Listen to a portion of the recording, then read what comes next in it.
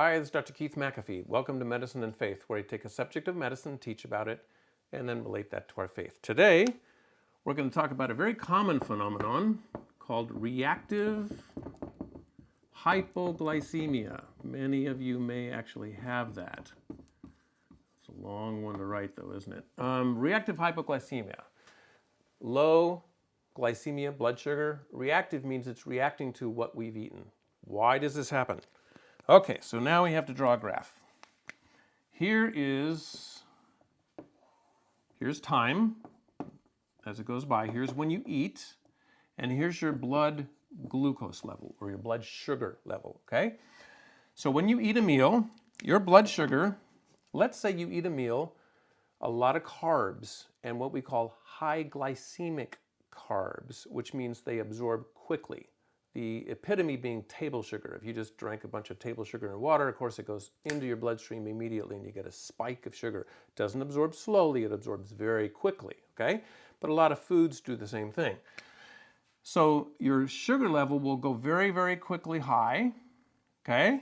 And what happens behind it is, of course, insulin. Insulin is produced by the pancreas and it goes into the bloodstream to help lower the blood sugar because you don't want blood sugar to stay too high for too long. So your insulin level, that's going to be in blue, starts to go up as well. And as it goes up, of course, it starts to lower the blood sugar.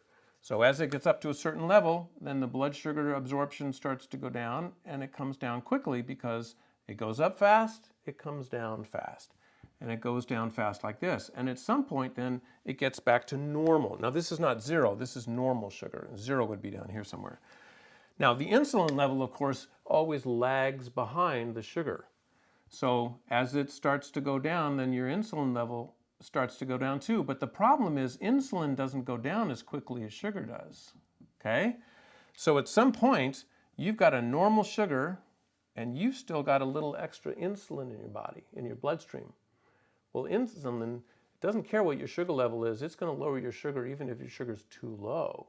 So if your sugar level's normal, it drives your sugar actually down below normal, okay? And then when finally the insulin level gets back to what we would call normal, then your sugar level is allowed to come back up. So you have this period of time when your sugar level drops below normal and you become hypoglycemic, low blood sugar. You get clammy, sweaty, shaky, nauseated all the time. You can feel weak, you feel like you have to lie down. It's just a miserable, miserable feeling. And that happens because you've eaten foods that go into your system really, really fast. The sugary things, the sweets, the white flours, the white breads, things like that. And then it causes this difference and it crashes. Now, the way to avoid that, of course, is to eat foods that are, here's the same thing, you eat foods that are hard to digest. Whole grains, the husky things, the carbohydrates that are not simple carbohydrates that are actually hard. It becomes difficult for your intestines to absorb. They have to work at it so it doesn't go in your system like this. So your blood sugar level goes up slowly and it does this, nice and slow and gradual, which means your insulin levels just traipse right along behind and they follow a nice good curve and you never get that low blood sugar. This is obviously oversimplified, but that's kind of the concept that's involved. The other thing that helps us, of course, is if you eat not just carbohydrates, but you add protein to your meal. Protein being real substantive, healthy, build your body kind of stuff. And then, of course, you can start talking about different kinds of protein, but that's a whole different subject. That's what reactive hypoglycemia is. It reacts and it drops too low and it comes back up. Now, very interestingly, what happens during this period? Your blood sugar level is low. What does your body crave? More carbohydrates. So you eat some carbohydrates and of course there goes your sugar again. And here it goes and does it again.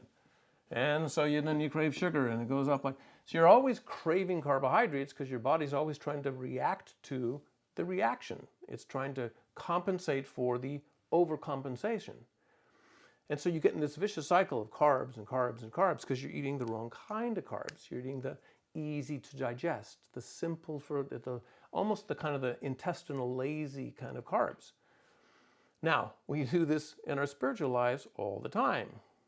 You think of the times you've gone and you had a real spiritual high. You've gone to a great conference, a great whatever, and you come home, great concert or something. You come home, you feel really spiritually high.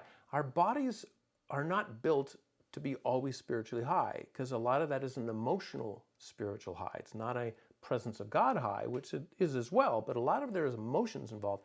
Emotions always crash. They always come down, and then they kind of crash, and we get that sense of, oh, I felt so good, and now I just feel so emotionally in contrast down. I need another spiritual high. And so we look for another way to make ourselves feel quickly high. And so we look for all these ways to always make ourselves on the mountaintop.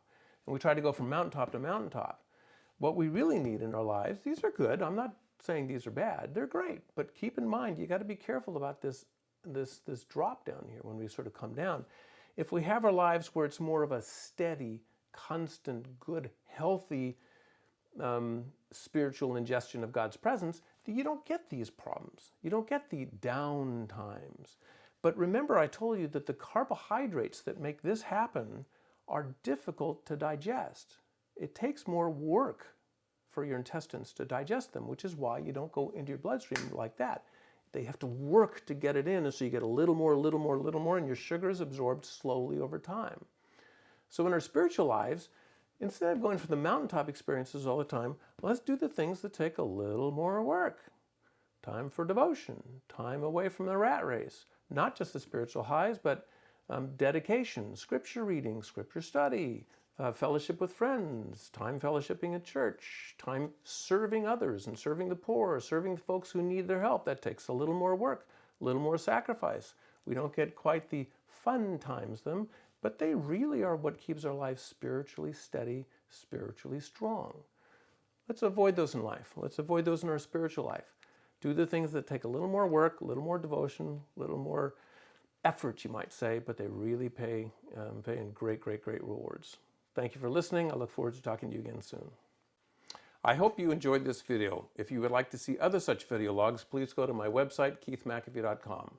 There you'll also learn about my book, Breathe, A Physician's Stories and Reflections on Prayer, published by Westbow Press, a series of 45 true stories from a medical career, and how that relates to our prayer life.